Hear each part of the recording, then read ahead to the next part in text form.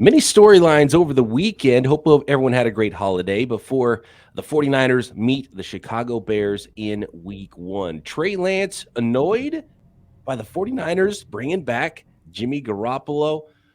Did Trey Lance not show enough in training camp? Is that why Jimmy Garoppolo is still around, according to Mike Silver? Mac Jones stuff still in the news. 49ers wanted Mac Jones. Kyle Shanahan wanted Mac Jones. Kyle Shanahan wanted Tom Brady. I think we can debunk some of this on today's Locked On 49ers. You are Locked On 49ers, your daily San Francisco 49ers podcast, part of the Locked On Podcast Network, your team every day.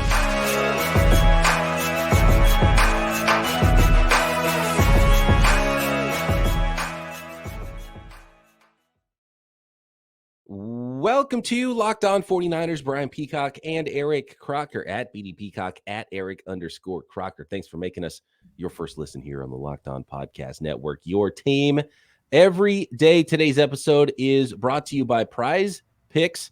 PrizePicks is daily fantasy made easy. Pick 2 to 5 players, and if they score more or less than their PrizePicks projection, you can win up to 10 times your money on your entry. First-time users can receive a 100% instant deposit match up to $100 with promo code Locked On.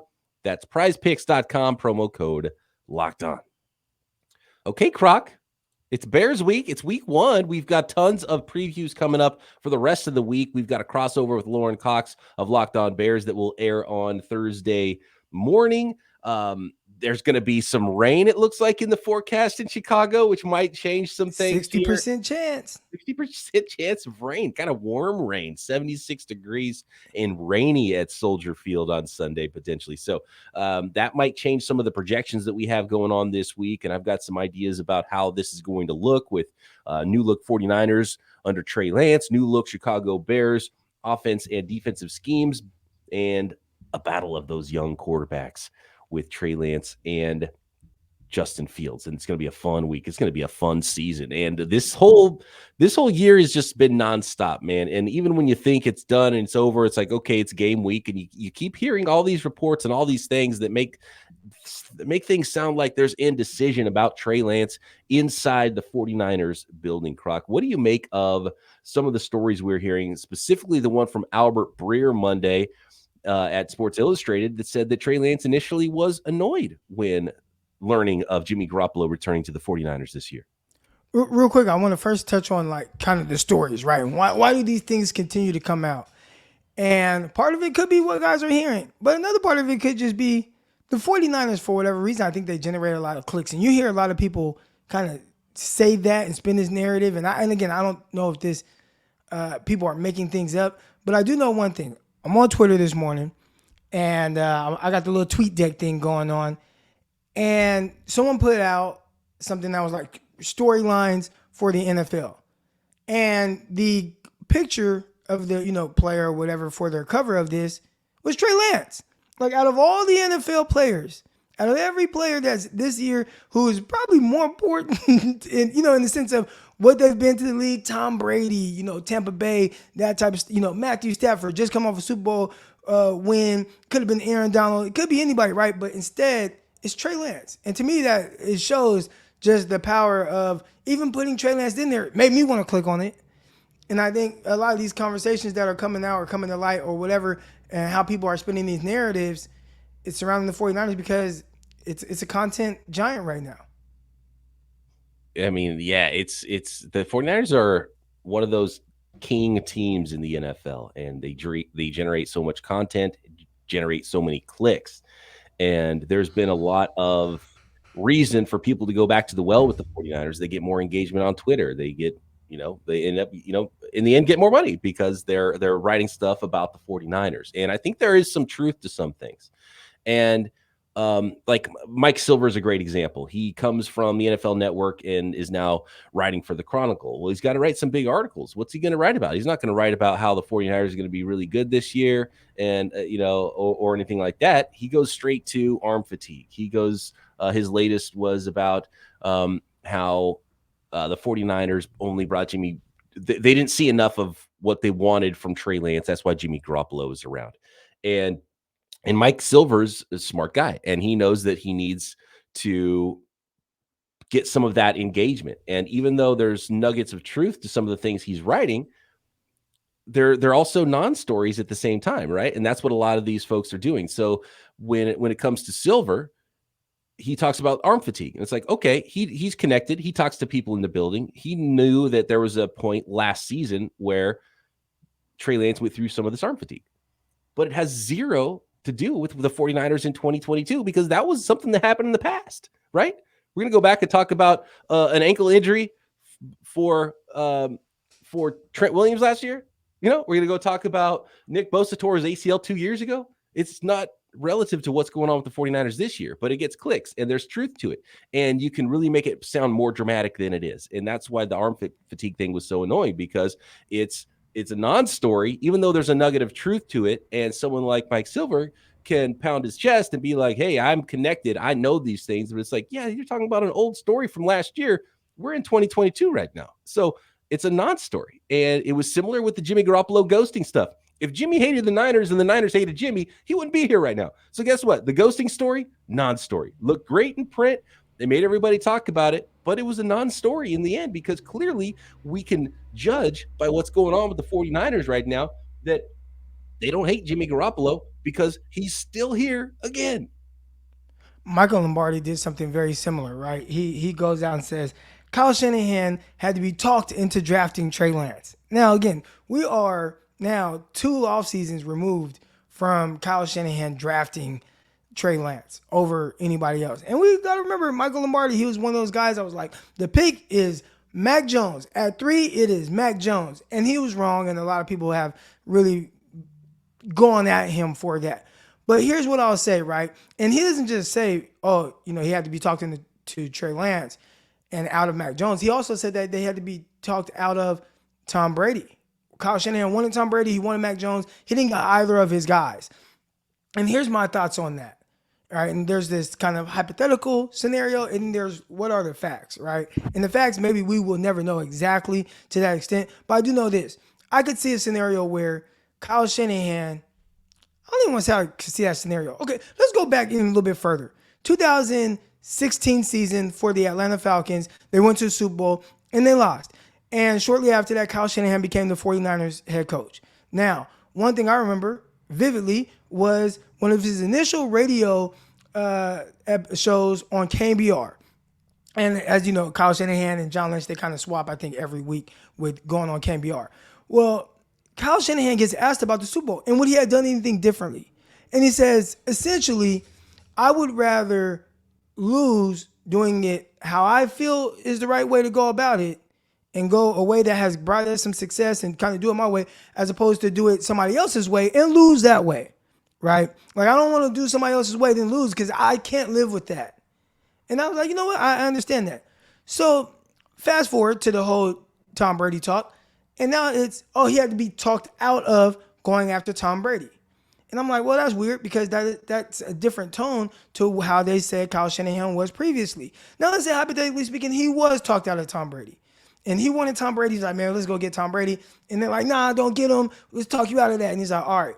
And then he goes on to watch Tom Brady win the Super Bowl. Well, you're telling me now next few months, after watching Brady win the Super Bowl, where you talked him out of that, he's going to let you talk him out of getting the quarterback that he wants? I have a hard time seeing that be the case. So this is what I think happened. I believe that Kyle Shanahan and most coaches, they don't watch a whole lot of college football, right? During the season, Saturdays, they're preparing for their games. So the little that he saw initially from maybe Mac Jones, he probably really liked it. Enough to where it's like, you know what, let's trade up for Mac Jones. I really like him. And maybe somebody said, hey, man, there's also this kid from North Dakota State who hasn't played in a year, but we think there's something there. So he puts on the film. He sees Trey Lance, man, okay, he needs to improve on this, and this, but gosh, he's playing on the center. He's turning his back to a defense. He makes this pass. He can use his legs. There's a lot that I like. You know what? Maybe I can draft this guy. Then he meets him. He meets the person that he is and the work ethic that he has. And he's like, okay, like, this is the guy I'm drafting. I don't necessarily think that means that he was talked out of drafting Mac Jones. He just potentially could have changed his mind based on more information that he has gathered. Because, again, these are guys, head coaches, who don't watch these college guys during the season. But we knew about Mac Jones. We knew Mac Jones was just in the championship game, just won a championship game. I believe it was against Ohio State. Is that who they beat that year? Like, they destroyed somebody. And Mac Jones was good. He was efficient, etc. Well, I just saw him. I know who that is. Let me watch his film. Okay, it lines up. He probably learned about Trey Lance late in the process. I don't think it was somebody that has to say like, you need to draft him. Don't draft Mac Jones. Don't draft Mac Jones. I don't think it happened that way. But that doesn't generate clicks. It's not going to generate clicks that, hey, he did really like Mac Jones. And then the more he learned about Trey Lance, okay, let's maybe draft Trey Lance. It's no, he liked Mac Jones, he liked Tom Brady, and he had to be talked out of taking those two guys. All right, more on if Kyle Shanahan gets what he wants, or if he is told and directed to get players and do things within the 49ers organization as it pertains to draft picks and especially his quarterback. And also, what about the idea that Trey Lance could get usurped by Jimmy Garoppolo, not because of injury, but because the 49ers haven't seen what they want to see from young Trey Lance yet during the 2022 season. But first, we got to let the folks out there know about PrizePicks. PrizePicks is easy. Daily fantasy sports. When it means, what is it? Daily, right? You don't have to wait until Sunday to play your fantasy football. You can play daily fantasy sports. You can play fantasy sports every single day. You want to play Thursday night football, DFS, you can with PrizePicks. And it is super easy. Pick 2 to 5 players, and if they score more or less than their PrizePicks projection, you can win up to 10 times your money on any entry. No competing against other people. It's just you versus the projections available at PrizePicks. So you're not going to be taking on any sharks or anything like that in some huge pool of users that makes it so difficult to compete. It's just mano a mano, you versus PrizePicks and the projections that they put out there. So on Thursday night, if you think Josh Allen's going to go huge and you want to go over on those passing yards, you can. And then you stack together 2 to 5 players that you believe will go over under their projections at PrizePicks. And that's how you can start stacking up and winning up to 10 times your money on any entry. It's not just NFL either. Major League Baseball, NBA, PGA, disc golf, cricket, Euro basketball, college sports. So you name it, they have it as PrizePicks. You play some daily fantasy sports. Entries can be made in 60 seconds or less. It's super easy and safe and fast withdrawals at any time. So go download the PrizePicks app or go to prizepicks.com to sign up and play daily fantasy sports. First-time users can receive a 100% instant deposit match up to $100 with promo code LOCKEDON. If you deposit $100, PrizePicks will give you $100. If you deposit $50, PrizePicks will give you $50. Don't forget to enter promo code LOCKEDON. That is promo code LOCKEDON at sign up for an instant deposit match up to $100. Okay, Croc. Keeping things on that note, that idea of the Mac Jones thing in the draft. And we've said it before. I don't think we need to say it anymore, but someone like Michael Lombardi, who's, plugged in around the league, continues to say this type of stuff. And if you guys don't know who Michael Lombardi is, he actually started his NFL career with the San Francisco 49ers as an area scout under Bill Walsh's 49ers in 1984. According to his Wikipedia, I don't know how accurate any of this is. He might have been the scout that found Charles Haley. And that ended up being the 49ers draft pick in 1986. So good stuff. He was a scout for the Browns. He was pro personnel director then for the Browns. Then he was pro personnel director for the Philadelphia Eagles. Then he was senior personnel executive for a long time for the Raiders between 98 and 2007. Finally got a shot to be GM in the NFL with the Cleveland Browns 2013 and 2014. Who's the offensive coordinator in 2014 for the Browns? None other than Kyle Shanahan. They drafted, that was the famous Johnny Manziel draft in 2014, and he would be fired after that draft. And then he went on to be an assistant with the New England Patriots for a couple seasons, and then he's been in media ever since then. So it ended quickly for him once he got to the top of the pyramid as far as executives go in the NFL. So he's worked under Walsh, he's worked under Bill Belichick, he's worked under Al Davis, and he's worked with Kyle Shanahan. He's been on staffs where Kyle Shanahan coached before. So he's plugged in guy. Who else he's been on staffs with is Mike Shanahan. And I think maybe Mike Shanahan might have been the Mac Jones leak, and I've talked about it before. There was the Schefter stuff with Mac Jones. And look, Kyle Shanahan and the 49ers didn't tell anybody. They're not going to tell Mike Lombardi who they're going to take. And Mike Lombardi has been pretty wrong about all this stuff. And did the 40, and then again, this is like where you take a nugget of truth and you run with it even further. Did Michael Lombardi get good intel that the 49ers and Kyle Shanahan liked Mac Jones? Sure. Did Kyle Shanahan even maybe like Mac Jones more than others at first? Possibly, but zero chance. No way in hell that a quarterback is going to be forced onto Kyle Shanahan. If Kyle Shanahan wants something, he gets it. That's the one thing we've learned during this whole regime, whether it's trading up for Dante Pettis, whether it's trading up for Joe Williams, who wasn't even on the 49ers draft board, right? So maybe he'll take some advisement. Maybe Trey Lance wasn't his one to begin with, but he's not going to draft the guy that he doesn't want. It's all Kyle Shanahan. He's at the top of the pyramid. So, and look, it's a process. I'm sure there was a tons of discussion about all the quarterbacks that year for the 49ers. So look, Kyle Shanahan's not going to take a quarterback that he doesn't want, period. The pick is all on Kyle Shanahan to me. Well, John Lynch said that, and it's crazy because we're having these same conversations now that we had 2 years ago.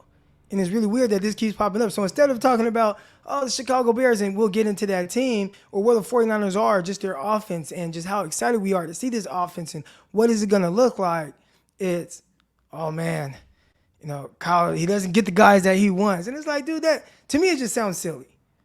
Now, there was the whole, the guy he was talked into, it was Jimmy Garoppolo. Out of all the guys, that's who he was talked into. More so than anyone else, or talked into out of whatever. He wanted Kirk Cousins, and it's very clear, and he said it, and he didn't look into quarterbacks in that class, Patrick Mahomes, Deshaun Watson, and he's like, I want Kirk Cousins. And middle of the year, John Lynch had to talk him into the whole situation with Jimmy Garoppolo. And I really feel like this time around, where most people, just in general, right? Fool me once, shame on you. Fool me twice, shame on me, right? Or in the third time in this scenario, because they're talking about two other quarterbacks that are involved. But I don't see it happening, especially not for a third time. They talked him into, hey, this is a good situation for the 49ers with Jimmy G. Now they say, you know what, we're going to back away.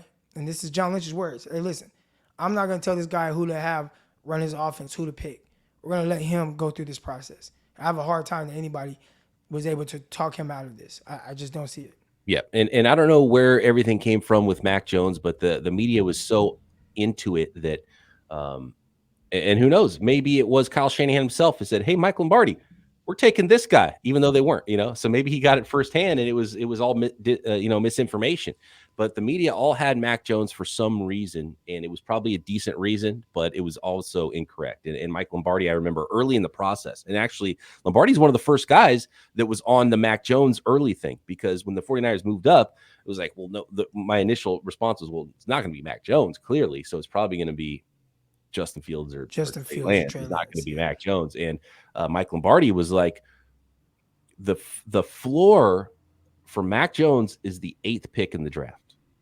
Not the ceiling, the floor. And I was like, oh, Mike Lombardi's out of his damn mind. He's not, the floor. So that means Mac Jones is guaranteed to go pick 8 or earlier. And I was like, that's not. Mac Jones is a late first round guy. That's the way I saw Mac Jones all along. I actually thought he was a high second at one point. I thought he was closer to maybe, I don't know, Andy Dalton the first time I watched him, and not someone you take at the very top of the draft.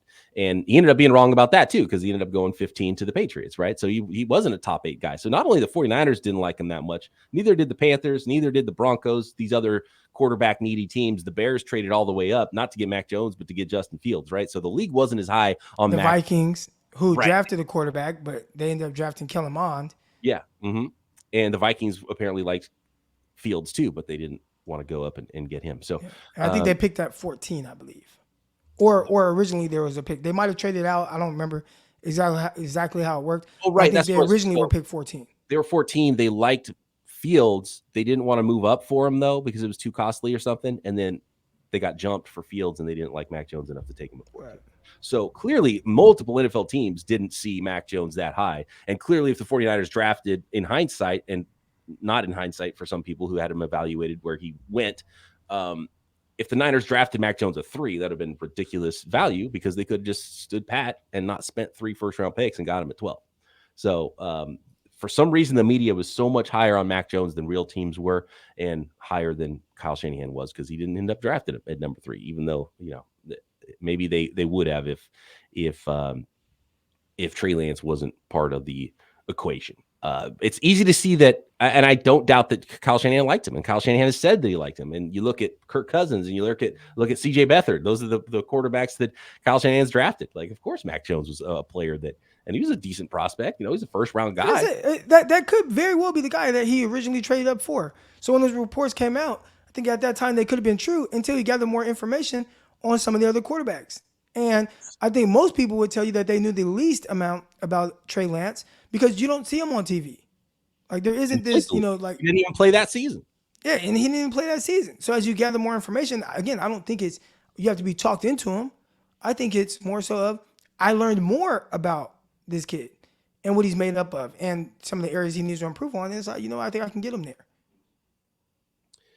So yeah, anyway, that's hopefully that's the last time we have to talk about any of that as any of that as it pertains to the NFL draft. And again, if there's any mistake the 49ers made throughout that whole process, it starts with the trade up and the process of moving up to 3 when they didn't need to, potentially. If it was Mac Jones, if it was Justin Fields, even if it was Trey Lance, that was a weird process that the 49ers went through, not having not finished the evaluations yet when they traded up to 3. Right. That was the weird part, because maybe it turns out they didn't like any of them enough to draft them at 3 because they weren't done with their evaluations. They went up to 3 kind of blindly. And look, if you like 5 quarterbacks, trade up to 5, right? And that's if 5 quarterbacks go in a row at the top of the draft, which clearly didn't happen and wasn't going to happen. So they went up higher than they needed to. That's the part of the process that in the end, if the 49ers get stung by all of this, it wasn't so much who they picked and why and who they liked and all of that, even though that's what the storylines are going to be. To me, it starts earlier than that. It started in March in 2020 when they traded up to number 3, when, in my opinion, they didn't need to. That was a really weird move. They could have waited until draft day and found out who they wanted, gone and attacked that player, because it's not like the Dolphins are going to say no to 3 first-round picks in April, right? So let's move on to the last storyline that we can squash so we can move on to this Chicago Bears Week 1 matchup in the rain, and that is, did the 49ers change their mind about Trey Lance during training camp because Lance wasn't playing good enough?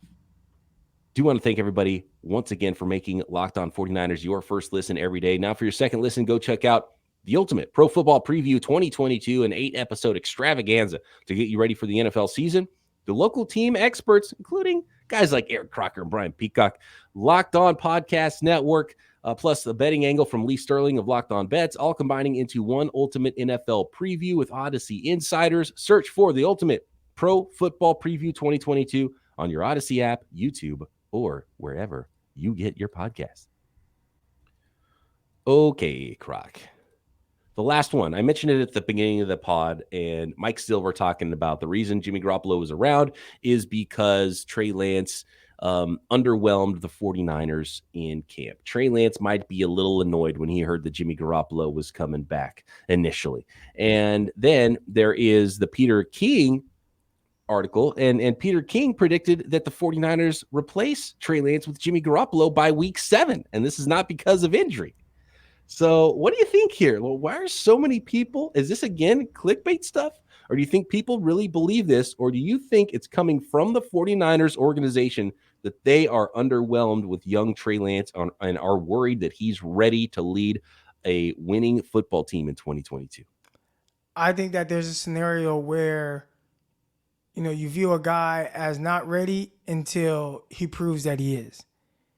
And Trey Lance is going to be able to go out there Sunday against the Chicago Bears, squash all the narratives by just playing well.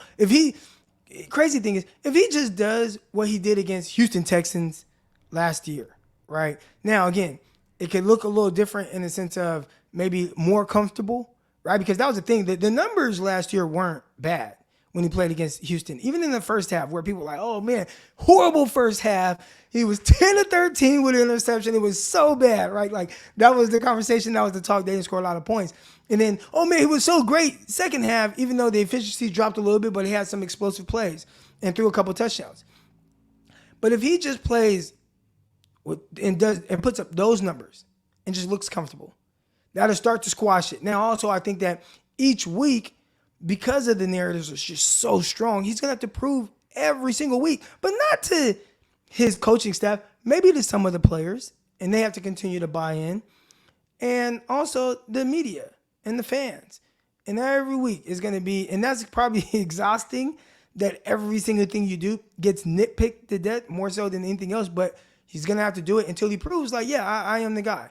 And there were a couple of scenarios of this. I remember 2012, Jim Harbaugh went to Colin Kaepernick, right? After Alex Smith, he was playing well. He got the concussion. And every single week was almost like a tryout for Colin Kaepernick. If you guys remember back, Jim Harbaugh wasn't saying, oh yeah, that's our starting quarterback. Colin Kaepernick, he's our starting quarterback every week. That wasn't what he was saying. It was just like, we'll see. We've got two great quarterbacks. And that's what he kept saying. And then it became clear, like, okay, this is the guy. And not to the same extent, because Kyle Shanahan has come out and said, no, Trey Lance is our guy. But I think to everybody else, each week he's going to have to fight off some of those narratives. And the more he does it, all this little talk about, well, he wanted this guy, he wanted that guy. If he just comes out and he plays solid, it'll all go away. If Jimmy Garoppolo wanted to be gone, he didn't have to restructure because the Niners weren't going to carry the $25 million. So anything from the Garoppolo side of things, Garoppolo thought this was the best situation clearly at this point in the offseason. And well, what other options did he have? Well, he probably could have signed the same deal with another team. I don't know if somebody's going to give him $16 million. And they didn't give him $6, but they gave him up to $16 million. Yeah, I don't know anyone else at this time because everybody has their starting quarterbacks. Right. And a lot of these other quarterbacks aren't really on. A lot of them are on these kind of wait and see situations with whoever their guy is. Right. So let's say Houston Texans, for example. Well, they like Davis Mills. And this is a scenario where it's like, okay, let's wait and see. But we're not going to go out and get Jimmy Garoppolo to play behind Davis Mills and say, you know what, but if you do play, you get up to $16 million. Like, they're not giving him that. I don't think it's that crazy because teams are competitive and it's a really good way for a team to say, man, if we get a starting quarterback out of this, then it's totally worth $60 million, right? And that's not part of this year's cap. And so a competitive team, the team that wants to be competitive, that's not tanking, would definitely want to do that. Well, I think the team that's more likely to do it is the team that's competitive and knows him the best. Well, right. Yeah. But see, here's the thing. $6.5 million is nothing for Jimmy Garoppolo. He was going to get that from a team. Now, maybe the 49ers threw more incentives than other teams were willing to do. Maybe Don Yee got that exact same contract offer from a team and said, Jimmy would rather play here. This is what another team's offering. Can we do this? And the Niners like, yeah, let's do that. So that's a possibility too. And then maybe easier for the 49ers to trade Jimmy Garoppolo than another team, so Jimmy could still end up being a starter and getting that money somewhere else. So there's a lot of reasons, but if Jimmy didn't want to be around, he wouldn't be around because he wouldn't have restructured. So that's pretty clear for whatever reason. I think Jimmy knew what was best for him financially, and it was better to be on a team that and at some point, if I have to play, I know I can play well. I know this coach is going to put me in a great situation, and I have the most opportunity to make the most money, as opposed to you release him and he's out there, and now maybe I have to go to a situation that isn't great, but it's like, man, I got three options, right? Because it's not even like, if you release him right now, there might be three teams interested, and even then, they are interested in him as a backup. How much are they willing to pay him as a backup? And I don't think that. Again, we heard right before they signed him, there was zero trade market for him. Zero. Nobody was trading for him. I think this was just the absolute 100% best situation for him all the way around. Whether it's just because of the financial situation and knowing the team, or if it's, hey, by week 7, like Peter King says, maybe he could be starting because Trey Lance isn't whatever. I think familiarity helps. I think money-wise, if Garoppolo thought he was going to go somewhere where he had an opportunity to start at any point, he makes way more money in the future. Like, let's say it's the Seahawks. Let's say he goes to the Seahawks and he's competing and he's like, well, I'm better than Geno Smith, so I'm going to end up with that job. Then I'm going to be a starting quarterback, and starting quarterbacks make more money. If he goes to the Seahawks and the Seahawks are better because Jimmy Garoppolo gets inserted at quarterback, he makes way more money in the future than he makes this year. Jimmy Garoppolo's the whole thing with Jimmy Garoppolo is this year's money is not important. Big starter money later is way more important. So financially, if he got 6.5 from the 49ers, he was only going to get $3 million from another team as a backup quarterback, but he had a better shot at starting on the other team. That would make him more money in the future. So I disagree about like how much money he made this year wasn't important. That's why there's the escalators, because if he does start, then he makes more money.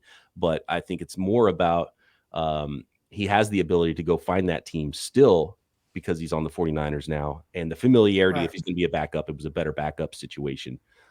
And if he does play, he knows the offense already. He knows he can win a lot. Going back to the other side of things with Trey Lance, do you think that, again, this is a nugget of truth. The 49ers don't know how good. Nobody knows how good Trey Lance is going to be. So having a good backup is smart, but it doesn't mean that the 49ers don't like what they've seen and think that Jimmy Garoppolo is going to need to play either. And that's where I have a problem with some of the reporting and some of the things that people are talking about, especially from national media, when they talk about Trey Lance and they talk about Jimmy Garoppolo. Could Trey Lance be awful and Jimmy Garoppolo gets inserted? Yeah, that's one of the possibilities. Clearly, that was a possibility with Nate Sudfeld. And clearly a shorter leash now with Jimmy Garoppolo than with Nate Sudfeld. But we've seen, and we talked about it on the podcast last year, we saw Jimmy Garoppolo play bad, and we thought Trey Lance should be inserted. Or some fans thought Trey Lance should be inserted. There was times after the Titans game where it's like, look, if you go to Trey Lance, I get it, right? There was times when the Niners started 3-5. You go to Trey Lance, I get it. Well, everybody's talking about the Bears game, and again, we'll get into it, but they're talking about it as, oh, this is just a win. Like, you're just going to blow them out. And I do think the 49ers on paper are better this year than they were last year. But even last year, where the 49ers were good, right? You go into that game and it's, oh, it's the Bears, right? And they were getting their ass kicked a little bit heading into that game. 49ers were losing going into the fourth quarter. Mm-hmm. They outscored the Bears in that. But, like, Jimmy, the guy that everybody's like, oh, man, he's just so much. And, yeah, you pulled it out. For 3 quarters, it wasn't really great. And for 3 quarters, you're like, golly, are they going to go to Trey Lance? Right? Like, that was the conversation. I would say this about, how certain all the 49ers or whatever they're getting. And again, like I stated before, you don't know. But I went and I Googled Josh Allen 2019 training camp, right? I just Googled it. And the first article that pops up, and it says, 2019 Bills training camp, Josh Allen's development, pocket poise, and the toxic hero ball. And they talked about how in this one practice right then and there, you just see certain elements of kind of not being ready and the things that they don't want to see from him. And I believe that the only way to get that out of you, just like Josh Allen had to, and Trey Lance is going to have to as well. And when I say this, I'm not saying Trey Lance is going to be Josh Allen. There are people, Trey Lance is Trey and Josh is Josh. Don't compare the two, etc. Right? You get that kind of pushback. I'm not saying Trey Lance is going to be Josh Allen. I'm just saying in the sense of some of the things you have to go through to get to where you want him to be. And there are those issues. There's questions of, is Josh Allen the guy? I would guess in 2019, even after training camp, or maybe even after the season, is he going to be eventually what you drafted him to be? What you traded up for Josh Allen to be will be those. There were probably questions for a guy who played a majority of the first 2 years. So there's going to be even more questions for a Trey Lance who has not played much. So I get it. But again, just like Josh Allen, it was on him to continue to improve and show what he potentially could be and what he is now. It's on Trey Lance to do the same thing. And my biggest issue with a lot of it is he hasn't really been giving truly the opportunity to do that. It's like everything has to be perfect and ideal right now. He has to come into training camp and they're going to count every single completion, every incompletion. They're going to overreact to everything. Even if it's, oh man, I completed 4 out of 5 passes against the Packers. And it's like, well, he did it because this guy was open and whatever. And this pass was a little off. Look how he led him a little out here. So he missed this throw and it was incomplete, etc. And then, oh man, he's under a lot of pressure during the Texans. And it's like, see, he is not ready. And there's going to be a lot of that. But ultimately, I'd say now he has the opportunity to go out there and just, you got your team, you're ready to go. I think the only projected starter that's out is probably Jimmy Ward. It's go time. And I think he's ready. And again, I think he's going to be just fine, but that's not what generates clicks.